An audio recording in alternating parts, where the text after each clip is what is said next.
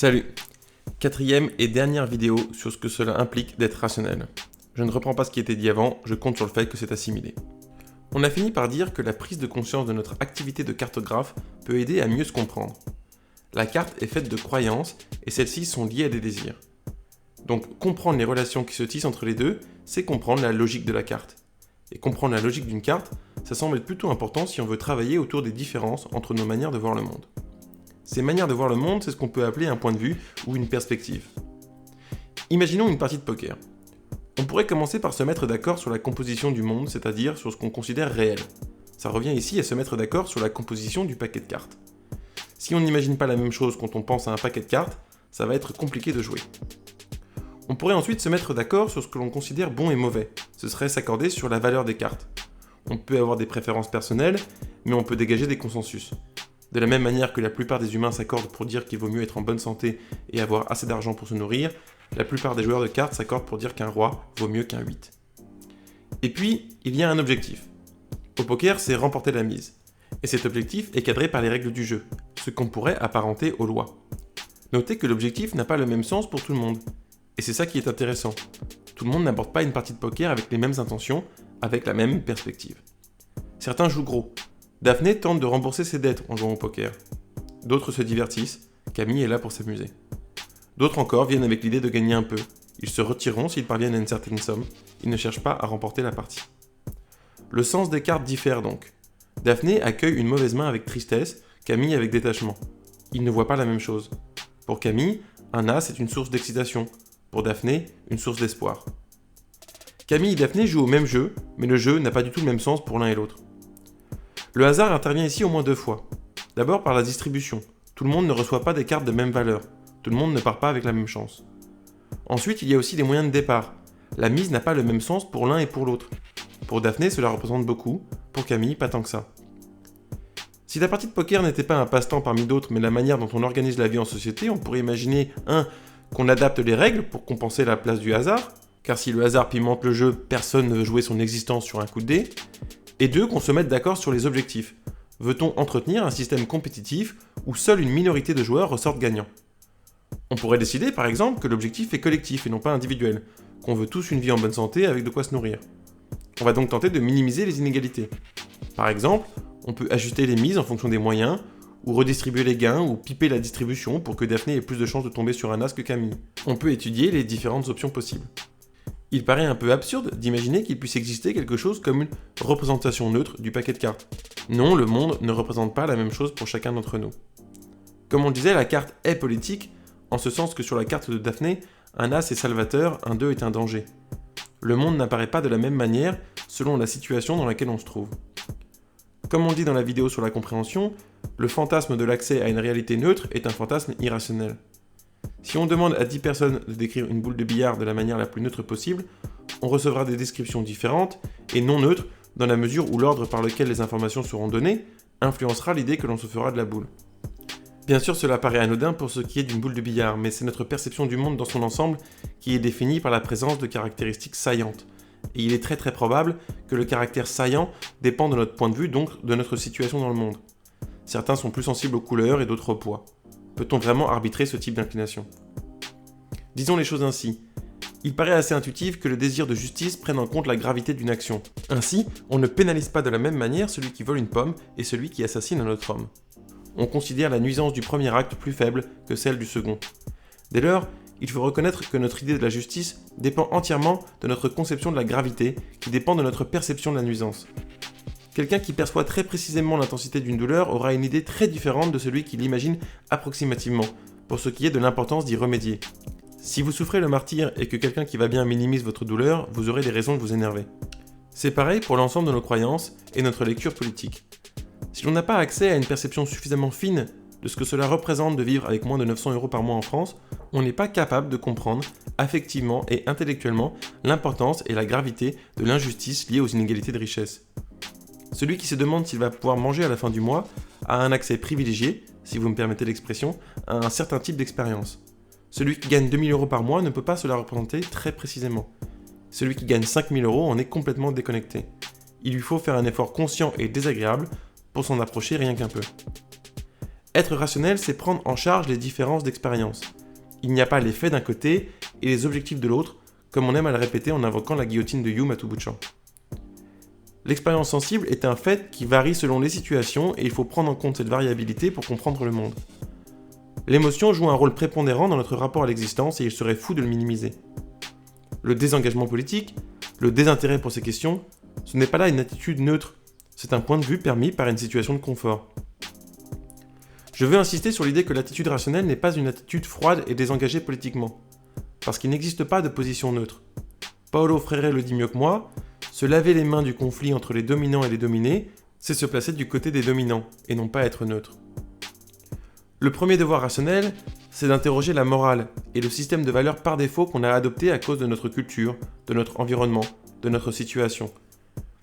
Il faut produire consciemment des efforts pour se demander quelles sont mes valeurs morales et comment est-ce que je compte les soutenir. Si on ne fait pas ce travail-là, on se laisse aller à soutenir le système en place, on agit porté par son inertie. Ma deuxième règle d'or, attachée à la première, est aristotélicienne. Posons explicitement le télos. Demandons-nous, individuellement et collectivement, quelle vie désirons-nous, pour nous-mêmes et pour les autres. Individuellement, ça permet de comprendre pourquoi on agit comme on agit. Collectivement, c'est un prérequis pour construire un meilleur monde. Poser ces questions, c'est éviter les problèmes majeurs que soulève l'enjeu politique pour la rationalité. Comme dit Yudkowsky, en politique, les arguments sont des soldats. On soutient tous ceux qui vont dans notre sens. Ils sont au front, ils se battent pour nous. Questionner leur pertinence, ce serait comme les abandonner, ou pire, les poignarder dans le dos. C'est le problème du jugement par contamination ou solidarité. Je dois refuser ce que dit mon adversaire et soutenir ce que dit mon allié. Sinon, je risque d'affaiblir notre position. On présume une cohérence globale. Si c'est mon adversaire qui le dit, je dois être en désaccord. Si c'est mon allié qui le dit, alors je dois être d'accord. Ça génère de la confusion. D'autant que nos heuristiques fonctionnent comme des radars. On lit des arguments et notre radar bip selon les associations que l'on fait spontanément. Pour certains, libre circulation des idées fait sonner l'alarme néolibéralisme. Pour d'autres, sciences sociales fait sonner l'alarme gauchiste. Mais ce n'est pas parce qu'un argument ressemble à un argument que je refuse en contexte Y qu'il est automatiquement problématique dans un contexte X. C'est seulement en clarifiant le télos, en mettant au clair ce qu'on vise, qu'on peut évaluer les arguments et les idées. Il faut identifier le trésor pour pouvoir débattre du meilleur chemin à emprunter. Une grosse question étant évidemment, quel trésor vise-t-on ? Ça peut être un trésor personnel ou un trésor collectif, mais en tout cas, ça ne peut pas être neutre politiquement. Il faut aussi que ce soit un trésor réaliste, c'est-à-dire quelque chose qu'on peut effectivement obtenir et qui représente une différence pratique. C'est pour ça qu'on disait faire du mieux qu'on peut avec ce qu'on a. Ça commence donc par identifier ce qu'on a. Et ce qu'on a, c'est précisément ça, une carte qu'on dessine en continu depuis la naissance et qui est un mélange compliqué et en partie aveugle à lui-même de croyances et de désirs. Ensuite, il faut reconnaître que les sources à disposition sont toujours limitées. La limite de nos ressources concerne bien sûr les moyens à disposition pour atteindre les objectifs, mais aussi notre manière de faire la carte, ce qui concerne tout aussi bien la fiabilité de nos croyances et la transparence de nos désirs. Notre aveuglement relatif à nos propres sources de motivation est un exemple de limitation du travail rationnel. Je crois que j'avance dans telle direction pour répondre à tel désir, mais je crois qu'il est possible qu'un autre désir inconscient oriente en silence mon cheminement. Donc il faut garder à l'esprit que notre carte et le choix du trésor nous échappent toujours en partie. Être rationnel, ça veut dire qu'on ne réfléchit pas dans l'absolu, pas dans un monde binaire du tout ou rien, pas dans une expérience dualiste du face-à-face avec la réalité, pas dans un fantasme de transparence et de maîtrise de l'esprit vis-à-vis de lui-même. Faire du mieux qu'on peut avec ce qu'on a, c'est optimiser les moyens à disposition et c'est éviter l'excès de confiance à tout prix. Et l'envers de ça, c'est éviter l'excès d'exigence. Par exemple, on ne jette pas une théorie éthique parce qu'elle est imparfaite. C'est injuste, vu qu'on n'a encore jamais trouvé de théorie morale parfaite. On accepte de viser le moins mauvais. On vise donc la moins mauvaise carte au trésor possible, c'est-à-dire qu'on tente d'optimiser le continuum croyance-désir. Les moins mauvais désirs relativement à nos croyances et les moins mauvaises croyances relativement à nos désirs. C'est un peu une histoire d'investissement. On essaie de rentabiliser nos efforts. Il faut que ce soit le moins coûteux possible. On met à l'épreuve nos décisions en fonction de ce qu'elles demandent et de ce qu'elles peuvent potentiellement rapporter. Et même si le vocabulaire économique peut paraître un peu cynique, il faut imaginer que nous sommes souvent concernés par ce désir de rentabilité. C'est vrai en science. Si pour résoudre un problème une théorie en soulève d'autres, on la considérera peut-être trop coûteuse. C'est vrai dans les relations humaines. On cherche un équilibre. Si on investit beaucoup dans une relation et que celle-ci nous rend malheureux, on peut considérer changer quelque chose. C'est vrai dans le moindre choix. Si j'ai un peu envie d'une bière fraîche mais qu'il faut faire 1 km pour aller en chercher, peut-être que je vais trouver que ça ne vaut pas le coup. Attention, on peut avoir envie de répondre « Mais attends, c'est pas une vie d'être constamment en train de chercher à rentabiliser tous nos choix, toutes nos actions ?» C'est un argument qui peut se défendre. Mais du coup, on a redéfini l'objectif et ça suppose un nouveau processus décisionnel. Si nous souhaitons être davantage insouciants, alors l'objectif de la rentabilité n'est plus rentable car il fait obstacle à notre objectif de légèreté. Et du coup, on sait dans quoi on s'embarque. Mes choix ne sont peut-être pas rentables quand on les regarde à une échelle locale, mais ce qui est rentable, c'est l'attitude générale de spontanéité qui fait que je suis plus heureux. C'est pour ça qu'il faut se demander ce que l'on veut. Par exemple, pour éviter de s'embarquer dans des chaînes d'actions pas du tout optimales, ce que Kant appelait les actions hétéronomes. En somme, quand je veux X pour obtenir Y, pour obtenir Z, alors que si j'avais eu à l'esprit que je voulais Z, j'aurais pu me demander à quel point X et Y sont nécessaires pour y parvenir. C'est une confusion entre la fin et le moyen. Le cas classique, c'est celui qui croit que c'est le succès professionnel qui va le rendre heureux. Donc pour conclure, nous sommes tous rationnels si l'on considère qu'être rationnel, c'est se faire une idée de la réalité et prendre la bonne décision pour atteindre nos objectifs. Par exemple, on peut considérer que lorsque j'identifie que j'ai soif, et que je me lève sans réfléchir pour prendre un verre d'eau, j'ai agi rationnellement. Mais le vrai problème est celui de l'échelle. Si je ne démêle pas les relations entre croyances et désirs qui sont au fondement de ma carte, un choix peut sembler bon à l'échelle locale, alors qu'il est mauvais si on considère le tout, et vice-versa.